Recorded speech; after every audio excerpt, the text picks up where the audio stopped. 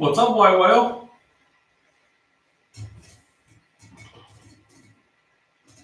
Enjoying all the nice weather you got in Indiana?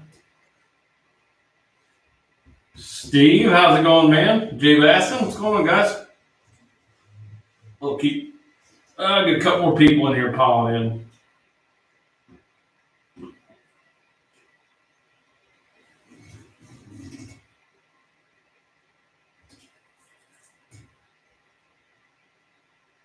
White Whale said it's steamy here.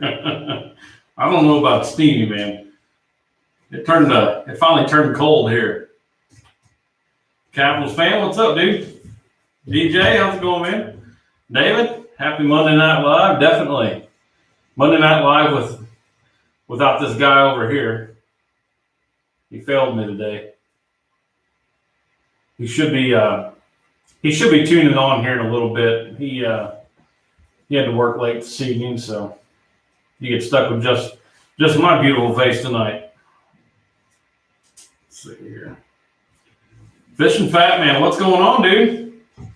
Seen you putting out the video today. A little update. It's pretty nice. South Georgia Bass, what's up, man?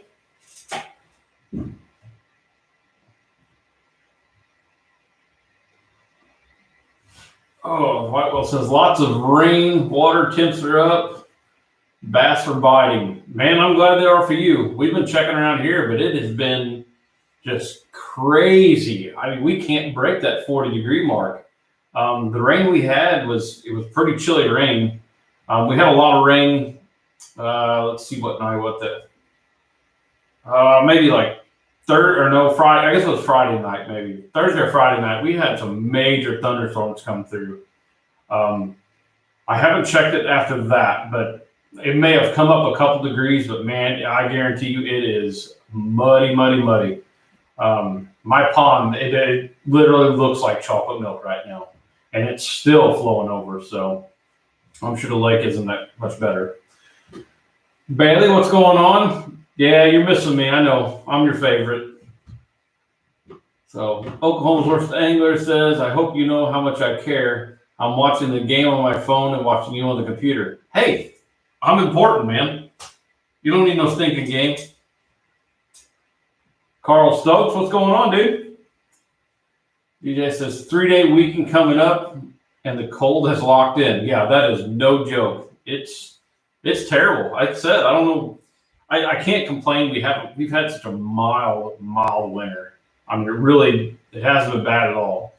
But eventually we're gonna have to pay for it, and I think it's coming here shortly. So I wouldn't mind staying at the 50 and 60 degrees and just hitting spring and going from there, but I don't think Mother Nature's going to let that happen. So, Bill, what's going on, man? Nice to have you in here. Joe Marks, what's up? Cold and wet, it sucked. Yeah, that's about right. So Friday through Saturday, 6 inches of rain. Yeah, I don't know exactly what we had here, but I know it was probably pretty close to that. It was nuts. Like I said, my pond is still overflowing, so it hasn't stopped running yet. Billy 570, what's up? Clearwater, Walkenfellow up high. Yeah, I'll bet it is, dude. Glad you could join us, man. So, let's see. Doug says, what's up? How's it going, Doug? Whitewell says, I'm not catching. Went 0 for 2 today on a quick pond hop. Some local buddies caught a bag of good ones today on a lipless crankbait. Oh, that's awesome. This has been the first year that I can tell you in probably the past, I'm going to guess probably the past 10 years that a lipless, I've had no luck with this year. For whatever reason, I don't know why. I mean, I usually do really good with lipless, and I just did not have luck with it this year. I don't know, it may just be my off year, or maybe the fish where I've only fished at local, but I just haven't had any luck with it. I don't know what's going on. Moxon, what's up, man? Good to have you in here. Likes the mantle. There you go. Yeah. Actually, the Tin Horse Monty was on my butt about getting a shelf back here. And lo and behold, guess who doesn't show up tonight? So you guys have to give him a little crap next time you see him. So Whitewell says my newborn still got me handcuffed. Oh, dude, I'm sure that's got to be. Hey, if you're getting out and doing any fishing at all within a month, I think you're doing good, man. So Tackle Box Tees, what's going on, dude? See, South Georgia Bass says, was about to mention the mantle too. Oh, got you. Bob's in the house. What's going on, Bob? Haven't seen you in a couple weeks. Billy says red-eyed shad lipless. Yeah, that's one of my favorites. And I don't know what's going on. Like I said, I could not get them hooked up on a lipless this year. I don't know what's going on. I usually do really good with that, but just wasn't happening. I don't know. Like I said, everything's got its years. I don't know, it just wasn't my year for that one, I guess. So Doug says, it sounds like a lot of people got hit hard with the rain. Same here in Indiana. Yeah, Doug, it was, like I said, it rained a bunch, and it was a bunch in a quick amount of time. I was saying earlier, I think it was Friday night. I want to say, but we had some major thunderstorms rolling through here. Lightning was hitting around the house quite a bit. It flat out poured. So I've got trenches running down the whole back of my yard, down to my pond and everything. So I'm probably going to have to get them filled in a little bit. What's up, Mike? Nice of you to join us tonight. Let's see. Let's see. Moxon says I'll throw the bass looks good. Joe says jerkbait. Yep, Joe, I did throw the jerkbait a little bit. I actually was trying to shoot a video about 2 weeks ago, I guess, at a local lake with a jerkbait, and some dummy forgot his charger cord, so my battery ran dead in about 45 minutes. So I didn't get any footage with that, but I will go back out and get some more and see what I can get with on the jerkbait. We've still got a lot of time to fish a jerkbait, so hopefully I'll get some more on that one. So, yep, nice touch. Thank you, dude. I appreciate it. Billy says chrome and black and blue only for us. Yeah, I would say down Walt Pello, Billy, I'd say that really crushes them down there. But usually when I go down there, it's not this time of year, so I don't fish it much then. But I know when I usually fish it in usually about May, somewhere around there. Let's see, maybe a little bit earlier sometimes, but not much. It's kind of a far drive for me. It's about an hour and a half drive for me to run down there. So Moxon Lewis says driving back to North Carolina in the rain the whole way back. River is high at the house. Yeah, dude, I bet it is. And you guys had a bunch down there too. So Bob says need some spinnerbait storage ideas. Trying to get ready for spring. Actually, Bob, I tell you what. I have a great thing for you. Being you're local here, you can swing by my house. Let me know when you want to swing by. I have, and for anybody else on here, this works really, really well. We get shipments all the time at work, and I know everything's got the foam blocks in it, but a lot of times we get these. It's a black foam piece. They're usually about 48 inches long, and they're only about maybe 4 inches tall. And that's actually what I use in my boat too. It's it's only about maybe 3/4 inch thick. And what I do is I lay them on my lids and glue to the inside of my lids. And you can use spinner baits, you can use crankbaits. The hooks go right into them. They don't fall out. They work really, really well. So Bob, if you want a couple of them, come by the house. I've got a couple left for you. So let's see here. Joe says yes, Friday night and Saturday. Yeah, like I said, man, it was rough. Oh, Tackle Box wants to know if you had any luck on them, Joe, on those custom paint jerkbaits. Billy says they worked on Lake of the Ozarks also. Oh, I'm sure. Yeah. Now Lake of the Ozarks I fish usually pretty early, and I just found out this past Wednesday, we will have our classic tournament there for our bass club. So we will be back down to Lake of the Ozarks back in, I think it's October, right in the middle of October, I think, like the 15th or something like that. I don't remember. I have to look up and see. Tom says a little late to the party. You're good, man. Just in time. So what's everybody's thoughts on their winter fishing right now? I mean, you guys have noticed a lot of people have stayed a lot warmer than normal. A lot of us got a lot of heavy rain. It's been all over the place. And I'm just kind of curious to see what you guys think. I know there's probably 2 or 3 of you guys from Indiana in here, some Southern guys. And look who decided to join the party. So Oklahoma's voice angler said, hit that thumbs up, guys. Definitely. I would greatly appreciate it. So waiting for everybody to chime in here. We've got all kinds of stuff coming in. So I got Ron LaCroix over here. We got Eric Kraft joining in. Sunshine joining in. Get some people over here on the Facebook live stream. So let's see here. Before all the rain, it was smallies on Ned Rig and Clearwater. Yeah, Billy. I was just curious when you're fishing down there for your smallies, because I have never caught that many smallmouth down there that have had any size to them. The smallmouth that I typically pull out of there are usually they're little bitty guys. They're probably 9 inches, something like that, 8-9 inches. So I'm gonna have to hook up with you and see what you got going on down there, because I just cannot pull good smallmouth out of that lake. And I know they're in there. I'm just not a big smallmouth guy. I can catch them around here in the creeks and rivers and stuff around here, but for some reason in that lake, I just have a tough time doing it. So Joe says, yes, Tom was opening the new Megabass swim bait. Marks gave. Tin Horse says, I like the new shelf. Yeah, man. Did that all for you and you weren't even here. I see how you treat me, man. South Georgia says, thumbs up and shared on Facebook. Definitely, dude. I appreciate it.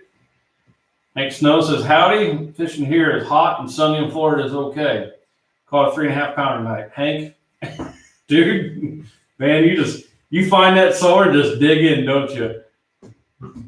I think you need to change your name. It shouldn't be Hank Snow. It should be Hank Hot or something. Let's see. Moxon said winter fishing would have been great before all the rain. It's going to make it tough. Yeah, it's definitely making it tough. Like I said, I haven't touched my pond in a few days, and like I said, when it gets that muddy, I mean, if it stays that muddy for over a week, then I can fish it. But them bass just don't seem to like that transition, and the first probably 2 or 3 days when it gets that muddy. So, Fishing Fatman says studio looks good. Thanks, Fish Fatman. I appreciate it.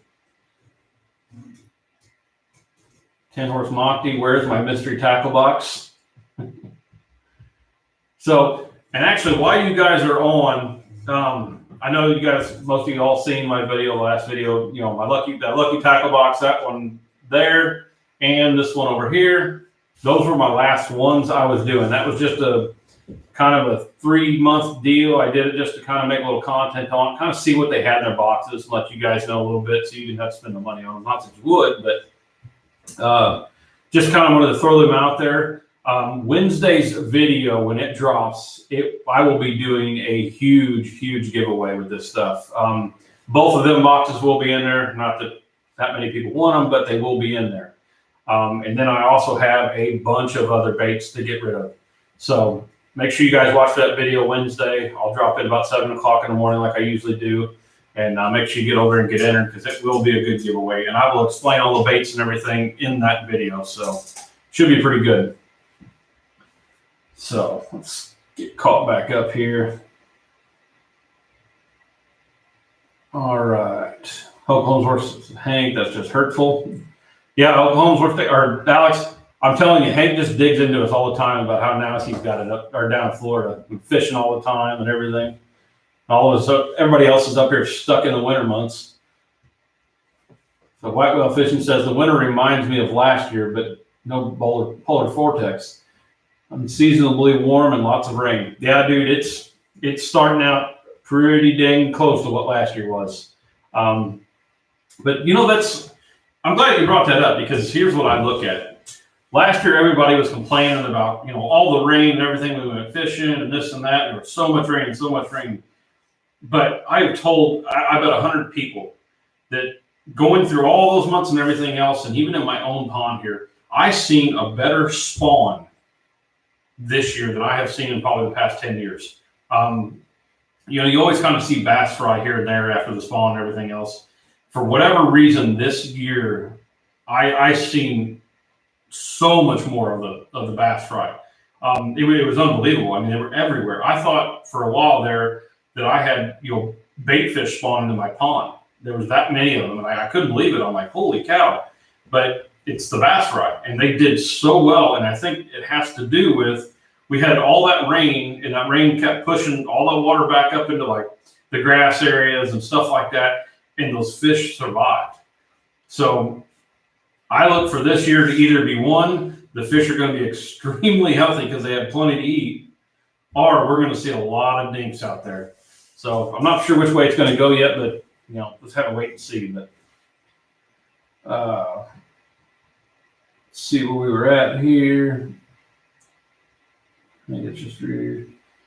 Anytime, bud, be glad to take you. Billy, dude, I will hit you up on that. Probably before the my tournament season starts off. That'd be great. I'd love to come down and fish with you. So Jill says I've been doing well at Kincaid on jerkbait and crankbaits. Dude, that's awesome. I don't fish Kincaid in the winter nearly as much as I should. I usually save this time of year kind of for going over there and doing a little graphing, stuff like that. Find a off the wall brush piles and stuff like that a lot of people won't look for. But fishing has always been tough for me over there in the winter. And I know if Gabe's still on here, he'll tell you the same thing. It gets really, really tough over there sometimes. But if you're catching them, man, that's awesome. So, Bob running behind. Yo. So Steve says, quit rubbing it in, Hank. Says, how's it going, man? How's the Carolina show? So, Muxon doing good. How are you? All right, let's see. Dave, where'd you go, David? I just blew past you somewhere here. Here we are. All right. So, David says Pennsylvania is goofy, been really warm, but water is mostly ugly water around 34, 36 degrees. May skim over in the morning, melt off in the day, getting colder now, so ice is coming. I think, yeah. Dude, I know I complain about down here, and I shouldn't, because I know up in Pennsylvania, man, that has got to be tough up there when everything freezes over. You can't go then until the ice gets thick enough that you can actually go out on it. That's got to be really, really tough. So Missouri Fly Fishing Adventures, how's it going? So far, winter fishing is slow for me. I fished a stream near Jackson a couple of days after Christmas.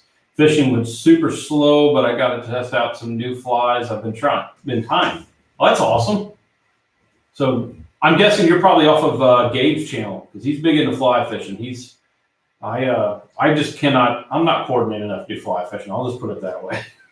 I'd end up looking like somebody got tied up next to a bank and left to die. So I don't even attempt it. So Tin Horse Monty. Egypt is stained in the coves, but the main lake is decent shape. Very high, though. Oh, I bet it is, man. Which, speaking of which, Gabe, I don't know if you noticed this or not, and actually,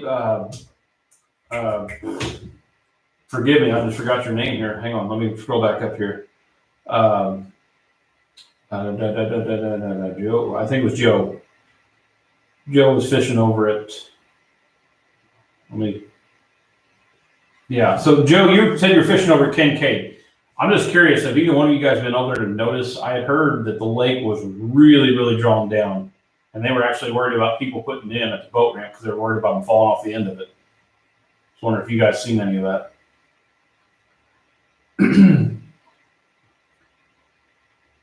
Let's see. Hank Snow says, where are you at again? My wife is from St. Louis. Hank, I'm actually only I can make it to St. Louis in about 45 minutes. So I'm not too far from there. I used to live in St. Louis. I got family that still lives there. So whitewell fishing. Let's see. Oh. Whitewell says, I think the spawn will get going early again this year. Yeah, Greg, I do too. With that much rain, it seems like that water it warms up faster with the rain, in my opinion.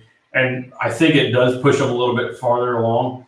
And with that higher water like that, and I think getting up into those weeds and stuff like that, I think you get a little bit more water volume in there, and I think those fish get comfortable with it. I think they do start going a little bit early.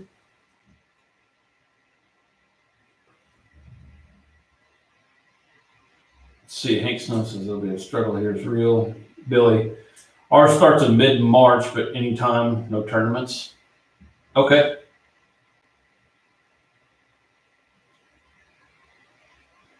Let's see, Tin Horse Monty says, I'm stepping out to get some chicken chili. Be back in a bit. Chicken chili.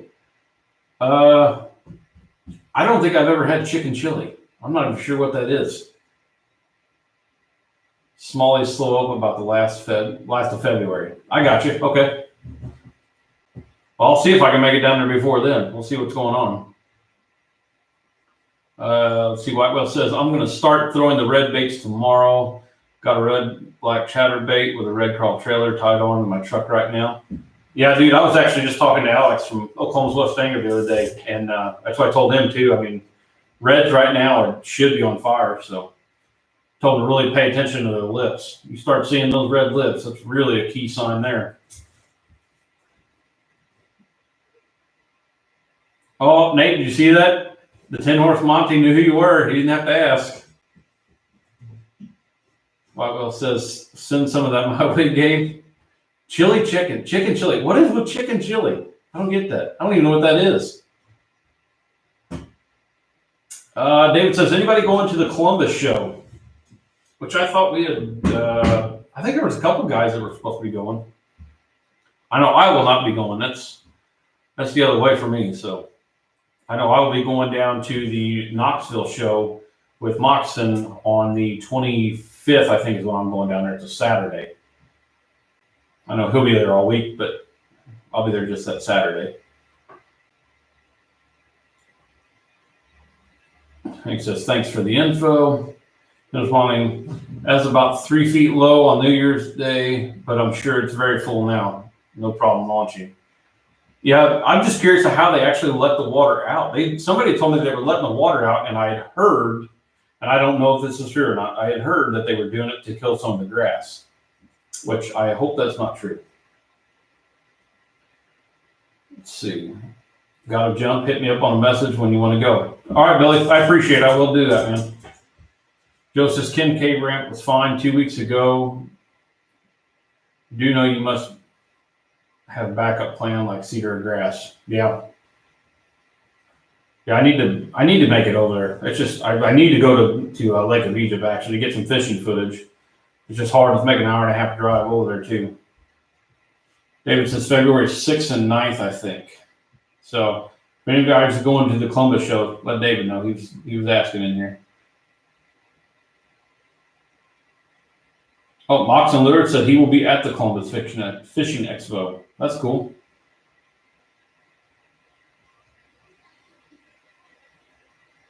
Tom says, I got one of the Arashi glide baits. I threw it in an old Rouge rod. Okay. Rogue rod. Just to test it out. It has some great action, really easy to work, even just turning the reel stop. I have not thrown the Arashi glide baits. I throw the DS waivers, and I think they're kind of the exact same anyway. But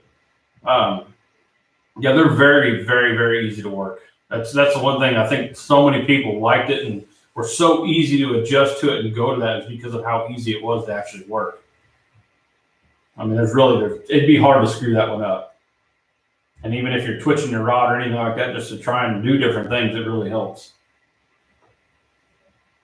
Whitewell Fishing says I might try to go to that that show then. Okay. Cool.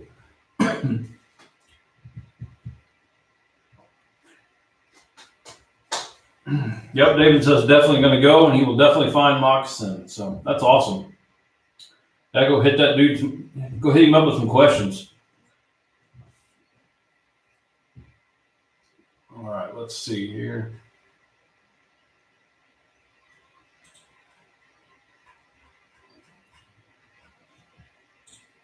All right. So Moxon Lewis says our booth number in Columbus will be 1026, right across from the Fisherman's Central booth. All right. So anybody wants to go up there and visit Moxon, there's your chance right there. And like I said, he will be at Knoxville too here in 2 weeks. So You guys are in the Knoxville area or around that area, you can come visit there too. Which I'll be down there showing my ugly mug around. Maybe handing out some cards and some stickers. Always agree, the Arashi guide has some great action. What color did you get? All right, DJ says, just curious, has anyone tried the Casking Braid High Vis Yellow? That would definitely be a question for everybody. I have not tried anything Casking yet. I was actually talking to Jason Beck Fishing today. I know he deals a lot with Casking. I don't know if he was sponsored with them or what was going on with them, but I know he had a lot of Casking stuff. I was kind of asking him, kind of picking his brain about Casking reels. I know I've heard a lot of people say they're just absolute junk and this and that, and he was trying to tell me that the lower end ones are not so great, but the higher end ones were okay. But I haven't tried any of them yet. So Tom says, snapping the rod, got some really wide sweeps side to side. Yeah, that thing's, like I said, they work great. Like I said, I haven't done the Arashi yet, but I'm sure it's not much difference. So DJ says, I usually use the Power Pro, just wondered. Yeah, I haven't, like I said, I haven't used any of their stuff yet. I was actually kind of reading off, I've seen Enigma. I have seen them guys showing up in my Facebook, my Instagram, I mean, everything here lately, just big time. And I'm not sure, have any of you guys used any of the Enigma stuff? I mean, rods, reels, anything like that? I haven't seen much of them, so I don't know what they are. Their prices look pretty reasonable.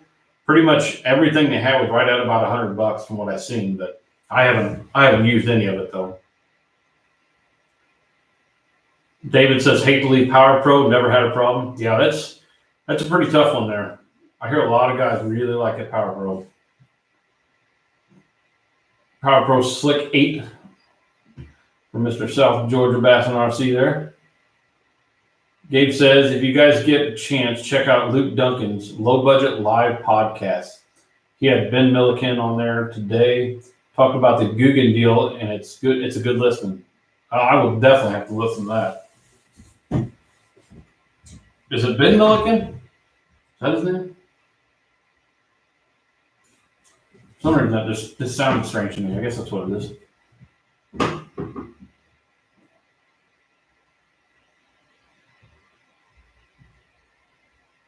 Yeah, I'd definitely be curious to listen to that. And that's, like I said, I watched Milliken Fishing's view on it and everything, and I mean, he made a lot of solid points in there that you'd be hard to argue with. That's for sure.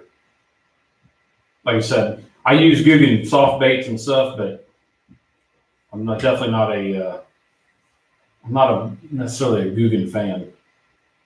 I know I'm getting ready to get hit by about 8 different people here and telling me about it. See, Luke isn't afraid to wade in the water that's deep water, that's for sure.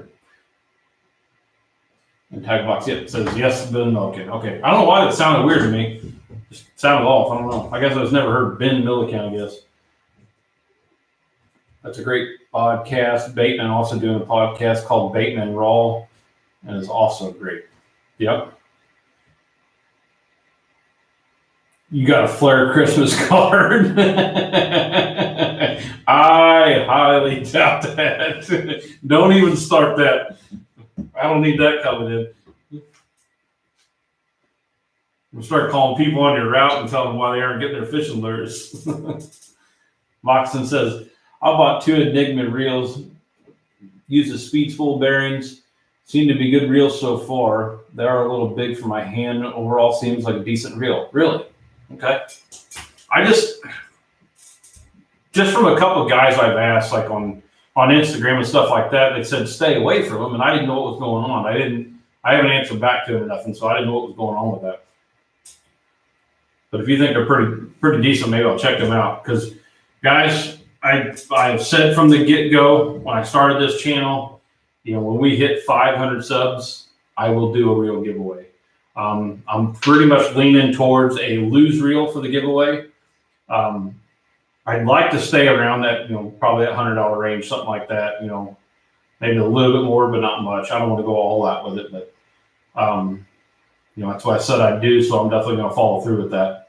So if you guys have any other real suggestions, I'd be more than happy to hear them.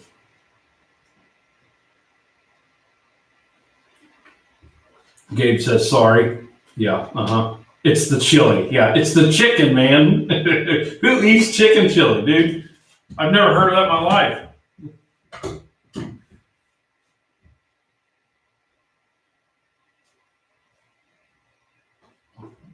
Tom says, yep, he listened to it too. He likes the part where Zach rushing too. Well,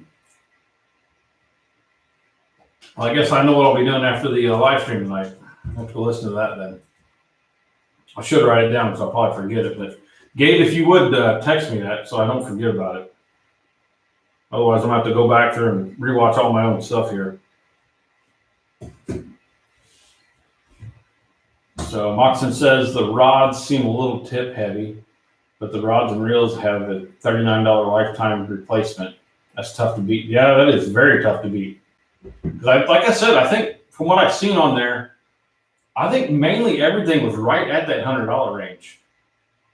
So, I mean, that's hard to beat especially when you've got all these people, constantly asking, hey, what's a good combo for $100? And you can't really. It's hard to get a combo for $100 that's going to be reliable. But if you can tell them, hey, you can go get a $100 reel and a $100 rod, and they can pick through all that stuff because it's right at about $100 each. It's really not a bad idea. If it's worth it. Like I said, I haven't thrown into stuff yet. But what's up, Whitney? See you in there. Mark, how's it going, dude?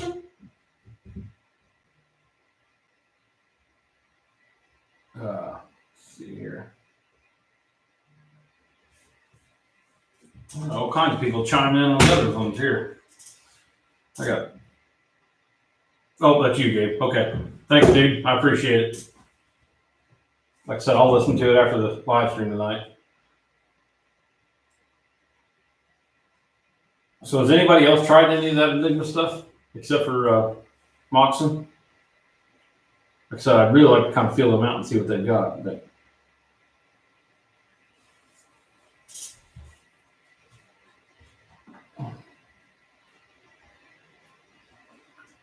let's see here. Greg Dudley, how's it going, man? Nice to see you in here. Mark says, hi, I just woke up. Mark, what are you doing? It's 7:30 in the evening. You should be sleeping. I know you got a rough life being retired and all, but come on.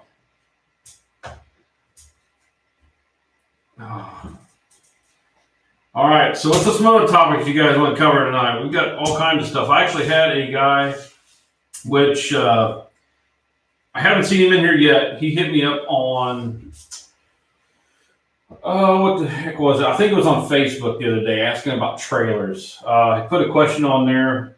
It was about a spinnerbait. He had a nighttime spinnerbait that he had on there with a 4 or 4.5 inch swim bait on it. And his question was that too long? So just kind of pick your guys' brains a little bit. Now, my good rule of thumb is never to go much longer than the skirt. You want just ice typically stay within about an inch or inch and a half of the skirt. But do you guys throw anything bigger than that on spinnerbaits for trailers? South Georgia Best says, I live about 11 miles from Enigma, Georgia. Huh. I don't think it does me any good, man.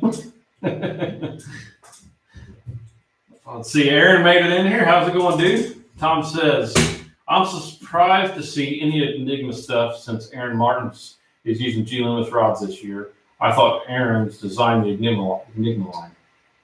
That I do not know. I know they've got a couple of professionals on their side. I don't remember who they were now, though. So, Keith Compass, how's it going, dude? Nice to see you in here. Let's see. Moxon says, I usually burn up reels in about a year. Don't typically like to spend over $100, so the warranty, it's a good deal for me. They don't have a booth in Tennessee. They have a booth in Tennessee. You can check them out. Oh, that's awesome. Yeah, I will. I definitely will. You talk about, what I was saying a while ago, for $100, like I said, we get guys on there all the time asking about good reels for $100 and this and that. And I always, lean them towards a lose. And that's just because I've used them and I've had a lot of really good luck with them. Most of the lures I have are at least a year, if not 3 or 4 years old. And I very rarely have any issues with them. I mean, I take them apart completely one time a year, clean them real good, get them back in good working condition, and go another season with them. I might oil them maybe 2 or 3 times during that year, but that's about all I do with those. Quantum I've talked about several times. I really liked the KVD line when it came out. They were really good, solid reels right out of the box. They lasted really long for about 4 years, 5 years. And then it's like something changed. And I don't know if it was something that they decided to go cheaper with or what the deal was, but I constantly had issues with the last probably 3 Quantums that I bought.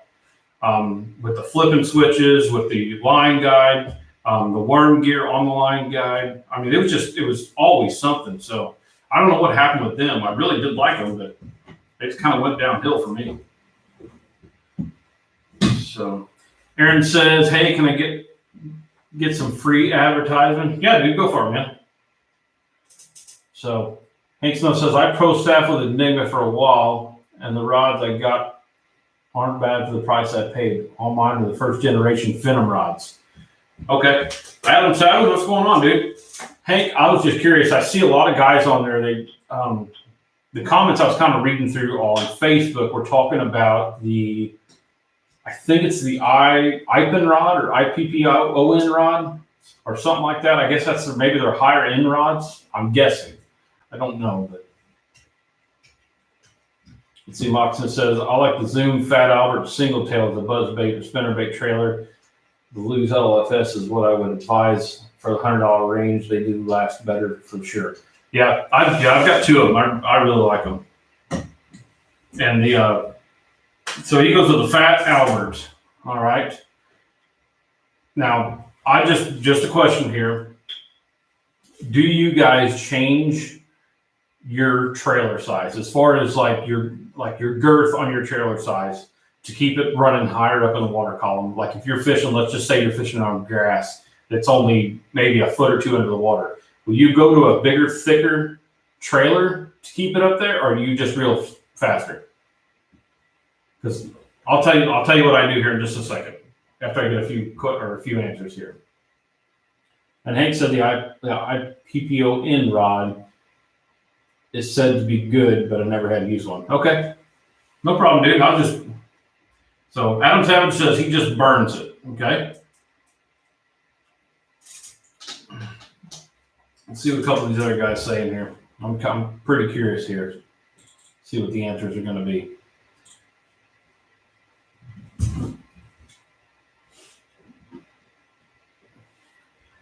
All right, David says, I've been using the Lose LFS on tournament NB reels for years. Great reels. Yeah, dude, they're hard to beat. Like I said, that's one company I've never, ever had an issue telling somebody to go with, because there's just so much confidence in them. They're solid reels, they're solid rods, they're just well made, and they last.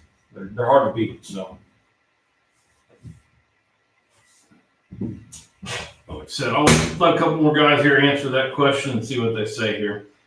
Like I said, the LFS does almost as good as my Shimano Corrado eyes that I have. Okay. Let me see here. One other good thing about this shelf, guys, I can kind of keep stuff at hand here.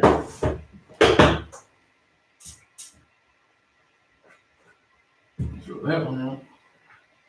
And throw that one.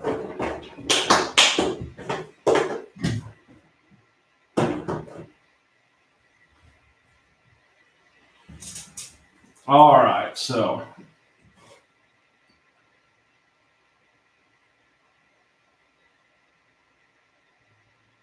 All right, so Moxon says, I keep the trailer the same drop lure weight. I would drop the lure weight down typically if I want to keep the same profile. Okay. So you guys know I fish tournaments and stuff like that. So a lot of times I think it's one thing that really keeps me into other baits and trying different things is I try to keep in my mind what's a quicker way to make a bait do different things. So one thing I can tell you, like if you guys look at this, this is just it's a crawl bait, pretty slender profile there. This comes through the water real fast. It doesn't make that spinner bait, plane up or nothing like that. It just kind of keeps it dead even. You can burn it a little bit and it still don't rise it up very much. Now, if I'm fishing grass or grass right underneath the surface and stuff like that, a lot of times that's when I want to go with these wider baits like this. And the reason being is I don't have to burn it to keep it above that grass. With that wider body like that, when it's coming through the water, it kind of skis in there a little bit and kind of planes up. So it keeps it above that grass and you don't have to burn it as fast. Now, like Adam said a while ago, he likes to burn it through there just to keep it above it, which does work. But the reason I like doing that is because I can keep it right at the top of that grass and I don't have to go down to, let's say I'm fishing with a 3/8 or whatever. I don't have to drop down any farther than that to keep it right above that grass. I like just keeping that weight in there and I can feel it ticking the top of that grass. And with that wider bait, like I said, it kind of makes it plane up a little bit. So it's a little easier to keep that control going and just keep it going across that grass and keeping that feel. So I wanted to tell that guy out here, but I haven't seen him in there yet. So maybe he'll show up a little bit later on. He acted like he was interested in coming and watching the show, but I haven't seen him yet. So let's see. All right, Aaron said, I'm a pro staffer for Tackle HD. We have some of the best lifelike crawls on the market. And design, especially for the crawls themselves. So if you guys want to go check out Aaron, he's on Facebook, and he does have a little code there. You can get 15% off. So you guys definitely want to go check him out. I actually seen that, Aaron, that the video you put out on there. That's pretty impressive little crawl there. I like that. Tom says, I like to run my buzz baits as slow as I can without a trailer most of the time. Yep. I don't know, Tom. I may go the other way with that. I think I like to run without the trailers, definitely. But I think I like to burn mine more. I think if I slow down, I like to go with like a rage frog. Because if it's got, it doesn't have the prop on it or nothing like that, but it does have that kind of that same action. And I can usually slow down with that a little bit more. But I can definitely see your point there. Doug says, I personally would hold the rod tip up and real fast before changing trailer sizes. There you go. That's another thing you can do, definitely, is just raising the rod tip up. But like I said, you're going back to reeling faster there, so.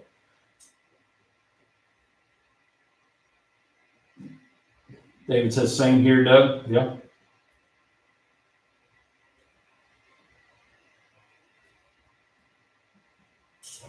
So let everybody catch back up there.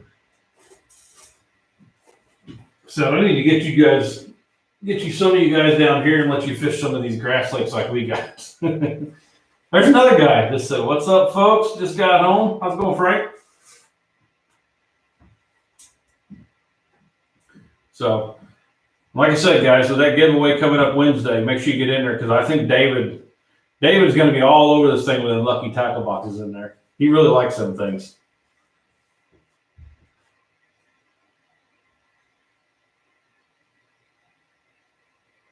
Gabe said, don't look at the spinnerbait in my winter videos.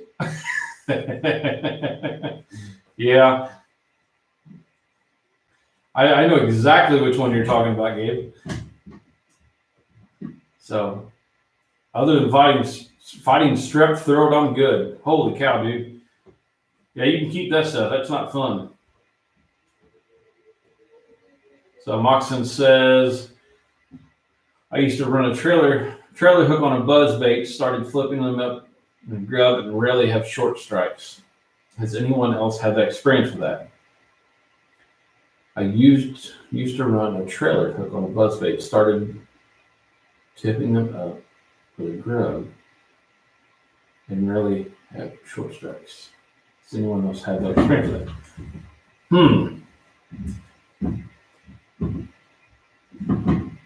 I don't know if I've ever done that. Like I said, I think Gabe and I both explained we're not big trailer fans as far as trailer hooks. So I don't mess with a lot of trailer hooks. I mean, it's very, very rare that I put a trailer hook on, and that's only if I'm really getting short strike all day long. I mean, it takes a lot for me. That's more of a mental issue with me. I have a hard time doing it.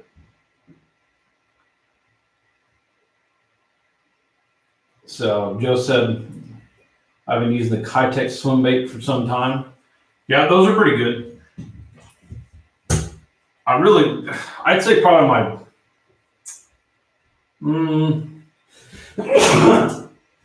I would say my top one's probably going to be a speed crawl. That's probably my top trailer for that. But South Georgia Bass says, I just want to fish somewhere and catch something. These ponds and lakes around me that I fish are pressured. Hey man, it doesn't get much better around here. You can ask Gabe. Most of the lakes that we fish are extremely pressured, and I am not being sarcastic with that at all. You're talking, I mean, just lots and lots and lots of pressure. Constantly having tournaments on them. Even if they're smaller lakes, you'll see a lot of 9-9 tournaments on them. And then like my little local lake here that I have by my house, it's actually, I think it's 101 acres. But I mean, it doesn't matter what time of year you go out there. There are people constantly catfishing there. If they're not catfishing, they're crappie fishing. And it's constantly has people on it all the time. And it's constantly got a lot of pressure. So not to mention, if you got a nice weekend, that place is jam-packed with boats. And it's not fun trying to put 15 boats on that lake and find a place to fish. It's not very easy. So let's see. Frank says moccasins. I trim my skirts and helps eliminate short strikes. Ab Savage. Now, I do like running a wide body frog or creature bait on buzz baits, helping to skip under docks and trees. Yep, that does definitely help. And I tell you what, Adam, there's not a lot of guys that I know that can skip a buzz bait. It takes a lot of practice to get used to doing that. Gabe says, I haven't used a grub on a buzzbait moccasin. I tried to tow or swim, but I'll check out the grub if I use a trailer. Okay. Adam says, pressured lake usually have the fish slow and finesse. Yep, that's very, very true. Slow and finesse are, like I said earlier, about 2 or 3 weeks ago, we were talking about that with pressured water. Just changing the fall rate, whether it be slower or faster, either one makes a big difference too. Because if you'll notice, a lot of people, and I mean a lot of people, there's really only about 2 weights that I can think that most people fish with, and that's going to be probably a 3/8 and a half ounce. Just because that's pretty much what, if you look at your spinner baits, you look at your jigs, even your buzz bait, stuff like that, a lot of it runs in 3/8 or half ounce. So that's what people are comfortable with. So a lot of people go with those 2 weights.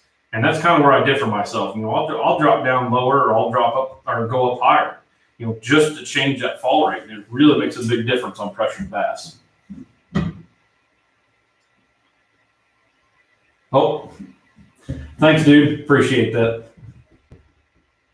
I almost skipped right over you there. So Adam says, it says Monson. Frank, I fish Lake Russell or Okeechobee, Sinclair here in Georgia. Not bad if you go during the week. Yeah, that's Frank, and to be honest with you, that's kind of what we have to do here too with my local lake. Like I said, it doesn't have the tournaments on there because it's too small, but usually you can go during the week. You'll get a lot of your retired guys and stuff like that. Some people that are off during the week will be there sometimes, but most of the time it's pretty laid back. It's not too bad. Southward says, and they're overfish. We'll try that, Adam. Thanks for the tip. Lake Russell and Frank, are you talking about the Lake Russell at Paradise? I'm showing you outside Milledgeville.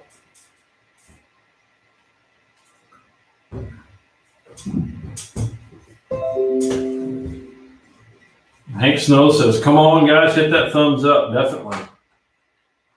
So, and just to let you guys know, too, I forgot to mention this earlier. I can't believe I forgot this. But for that giveaway on Wednesday, or the video I'll be doing Wednesday, there will be some of these in here. So, not all of them, but there will be some moccasin jigs in there. I can guarantee that. Can't be giving away my whole box here. Just finally got it filled up. Let's see. Frank, Greensboro. Carl, how's it going? Let's see. Spinnerbait is pretty much a small A rig, and I'd much rather throw a spinnerbait over a shoulder and backkilling a rig. Yeah, man, I tell you what, that gets some, if you're trying to really whip an A rig, you're not going to last long. The easiest thing I have found with an A rig, for me, what I do is I'll typically turn my spool, loosen that thing up real good, and I just kind of loft it from the side out there. And that's about the best way I found to do it. It doesn't wear you out nearly as much. That and having a reel that's like a 5-to-1 or something like that, or even a 6-to-1, 6-to-3, something like that. That'll really help you out too. Don't be trying to throw it on an 8-to-1. You'll wear yourself out in about 10 minutes. Let's see. Hank Snow says, I love me some jigs, vibrating, swimming, or anything else in between. Yep, there you go, dude. You gotta love it. Yep, definitely. So Madison Sinclair's the man, there's a lot of guys from down south in here. Holy cow. Feel like we're getting taken over by the South.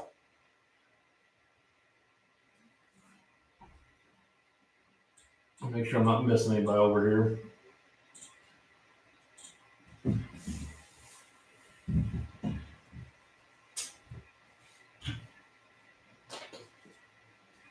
Of course, I need to make a trip down south, go fishing down there. You guys got some bigger bass, especially down where Moxon lives. I need to come down there and visit him. Of course, I'm afraid he'd probably feed me to an alligator. Hank, because it's warm down here. Yeah, thanks, Hank. Just rub it in some more.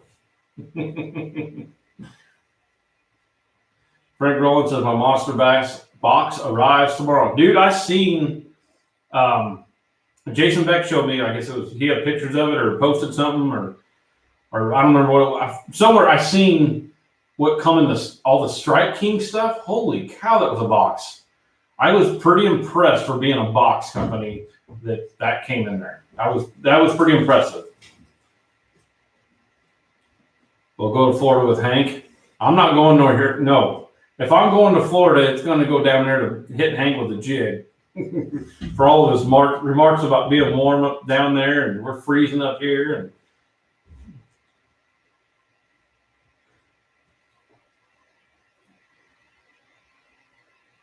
And Adam says, can't wait to get mine. It's a Strike King takeover. Yeah, dude, there was a bunch of stuff in there. I was impressed with that.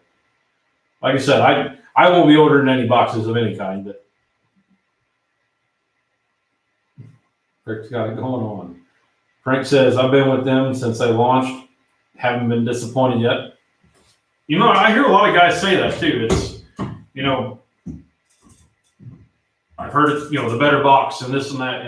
And I mean, congrats to those guys for doing it. That's, in my opinion, I think the subscription boxes really, really started dying off. I think it was a great deal for a while there when I guess it was Mystery Tackle Box was the very first one, I guess. And I may be wrong. Like I said, I'm not big into the box or nothing like that. But, when they first started out, my boys had got a subscription to them a long time ago.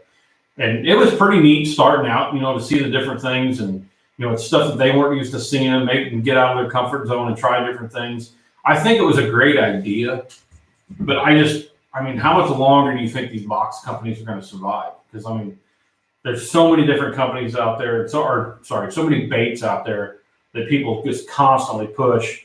And now, getting into YouTube and stuff like that, I see an entire different perspective on fishing. I mean, there are people out there that are just fly by night guys. They go out there, they pour 5 or 6 different baits in their basement or their kitchen or whatever, and then they put up a page and say, okay, it's a business, and they try to sell us stuff. And there's so much junk out there. So I'm just wondering how much farther that these box companies are going to make it, with all these other ones out there. Let's see, I've been waiting since the launch. Haven't been this one yet. Okay. I'm a big fan of Fishing Florida Radio, and my boy Steve is digging moccasin lures. That's awesome, man. That's good to hear, Hank. Like I said, you wouldn't be disappointed. Frank says, I dropped MTV. Frank says, don't do Lucky Tackle Box or Fishing Care Package. You will find that most others are a lot decent, but Monster Bass and 6 Cents are the best. Yeah, actually, somebody was telling me about, I don't remember who it was. They actually had a big deal with, I think it was Fishing Care Package. I don't remember who it was though. I think they went through some legal battle with them, trying to get their money back and some other stuff. So Tom says, I watched Monster Tackle unboxing, but I forgot who it was. Oh, Monster Bass box unboxing. Now you got me confused.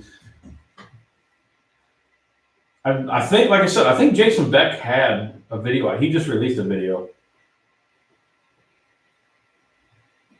I really enjoy the show. Got turned on to them for the Florida Tackle Club. We started working with them. Now they have legit box. That's cool. Yeah, Moxon, I was going to ask you on that too. I seen those guys start off with the Florida Fishing Tackle what was the name of it? Sorry. It was Florida something. Florida Tackle Club. Okay, so Florida Tackle Club. I've seen a lot of their stuff getting pushed on Facebook for like a week or two, but I haven't seen much out of them since then. I like their page and everything else, so I'm surprised I haven't seen much from them. I was just wondering how they were doing, making sure they were surviving down there, doing all right. But I've seen some people putting videos out of their stuff, so I assumed they were doing good.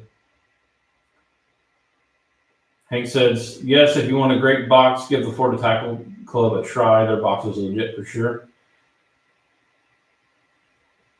Frank says, Fishing Care Package is a scamming crap company. Yeah, I've heard that a lot, man. That's not good.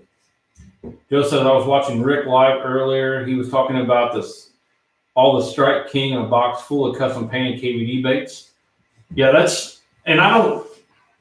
I'm just assuming, like I said, I don't know that much about that company or this and that, but how would they keep? I'm guessing this is just a one-time deal for the Strike King stuff, though. So I couldn't imagine them being able to push that many baits, that high end of baits, that many times for that price. But maybe I'm wrong. But their box is bi-monthly, not every month. What? Well, that could definitely help. Okay. Meant to be as good, but they do a lot of sample packs. Yeah, I've heard a lot of that too. That's one of the things that turned a lot of people off, is they were constantly doing sample packs and stuff like that. Sample packs, and there was something else a lot of people were talking about on there too. White Whale Fishing says, the January Monster Bass is great. Cricket. Oh, the Thunder Cricket. Okay, Thunder Cricket, the KVD 1.5, KVD jerkbait, pack of stick baits, Game Hawks, and Rage Menace grubs. That's a pretty decent box. I don't know what they run. I don't know what you guys are paying a month for them, but I mean that's a pretty decent box if the money's worth it there. But they always have good quality baits and not made up junk baits. Yeah, and I will more than happily tell you, I think when I did this one here, you guys were talking about junk baits, and I explained, I even talked to Moxon about this a little bit, and Gabe, when they send me out jigs, and I hope you guys can see that, how far that eye comes up on there, and one, it's not even closed. I don't know if I can get that much closer. You guys can see that, but the eye is completely open. The brush guard on there was just super, super, super tough. I mean, you can't even hardly push it down. So when you guys are getting junk like that in a boxes, that's what I don't understand. I mean, if you guys are getting good quality baits in that box, good for you guys. I have a hard time spending my money for a box like that. It just doesn't interest me at all. So Frank says $35. They have 25 national box. Okay. See, Moxon says they are doing great. The owner Victor is a great guy. They have a series of captains they work with in Florida, so they know what works the best in your local area. Well, that's cool. So Moxon, just curious. Like I said, I haven't checked them out much. Like I said, I was kind of curious how they're doing. I knew they were kind of taking I think you were doing jigs with them. So do they do just Florida stuff, or is it, throughout the U.S.? Frank Rowland says LTB is cheap made up brands. You will never find their baits online. Yeah, Frank, I found a few of them, but they were just, I don't even know how to explain. I mean, they were proud of their junk. I'll say that. Like I said, I'm not here to badmouth the company and all, but that was, I mean, I was not impressed with it at all. Looks like China crab. Joe, that's exactly what it was. Exactly what it was. Like I said, honestly, how hard is it to make just a simple jig and get the eye closed? The hook was way too big for that jig head. It was the brush guard was so stiff it wasn't even funny. I mean, you'd think some of that stuff you could probably work out and not put it out there just yet, but they just let it roll. So that's that's what they get. They'll probably never make it anywhere.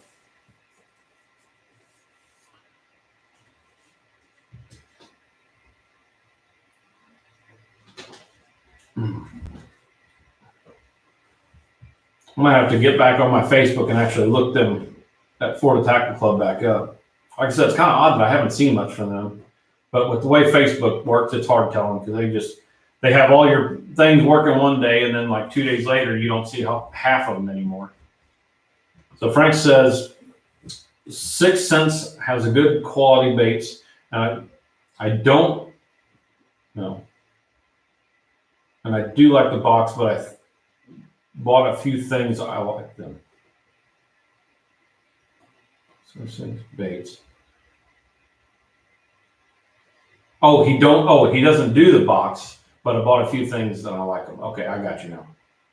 All right, Moxon says they will send them anywhere. They're going to be expanding in the future. Right now, they focus on Florida freshwater and saltwater boxes. Okay, that's kind of what I thought, but I just wanted to kind of clarify that. I mean, I guess your jigs are pretty much catch fish anywhere. They're that good, so that makes sense. They should be expanding then. Get your jigs out a little bit farther.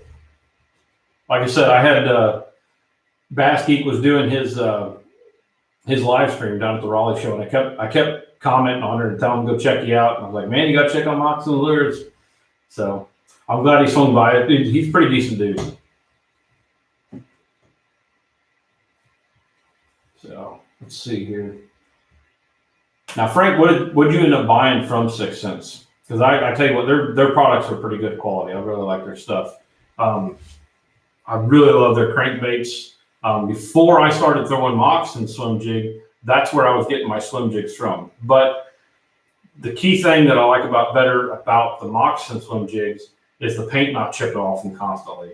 That just aggravates the crap out of me. I know it's not going to make it swim any different, but it just aggravates me.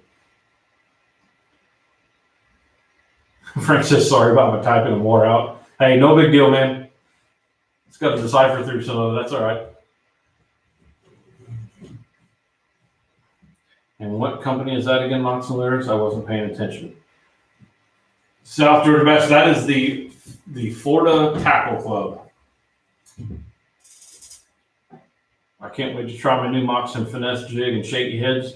Does it? I'm telling you, man, you will not be disappointed. If The only thing you'll be disappointed in is you won't be going through the store shopping for new jigs because you're going to have these for a long time. You know, Gabe and I talked about this before. You know, they come through so much, you know, different types of cover and rock and everything else, so much better. You won't be losing a bunch of them, that's for sure. So Mox Alert says swim jigs are hot in Florida. Hank is a great guy. It was a pleasure meeting him. He was digging the big heads and the new 7/16 finesse jigs. Yep, which I haven't got yet. I need to. So, Moxon, you better save me a few of them for the show. So Frank says he got the 75X flat crank, the 50 crush, and the 50 silent, and the 106 jerk bait, and the 80 movement. Yeah, now I've thrown the, actually Oklahoma's Worst Angler and I both had the, I think it was the 50 silent is what we had. And I really, really liked the way it looked. I liked the way it swam until the third cast, and I got hung up and lost it. So it didn't last very long. But I will definitely have some more of them. I just got to go shopping for square bills and some other stuff here shortly. So, but all right, guys. Well, it looks like we're all caught up on comments in here and everything. So I've been on for a little over an hour, so that's a pretty good stream. Like I said, Wednesday I will put out the video for the giveaway. Like I said, guys, you don't want to miss this giveaway. It's above and beyond a giveaway. It's a lot of stuff in here. I'm gonna say probably if I had to price it all together, I would say it's at least $100 worth of stuff. So you definitely don't want to miss out on that. If you guys have anybody, you know, get to subscribe to the channel or do a face on or like on Facebook. You know, it's kind of what we're going to be going through. So, like I said, I'll explain everything in the Wednesday video. You guys can watch that and kind of go through there and hopefully have a pretty good giveaway. I'll gain a few subscribers, which would be really, really nice. So, I think we'll end it right there, and we'll see you guys all again next Monday, hopefully with the Tin Horse Monty at my side here, so we can make this go a little bit easier. So I'll let him enjoy his shelf that he was crying about back here. But no, I'm just kidding, guys. He wasn't crying. He was just suggesting that it was a great idea. So I will see you guys again next Monday. Thanks for joining.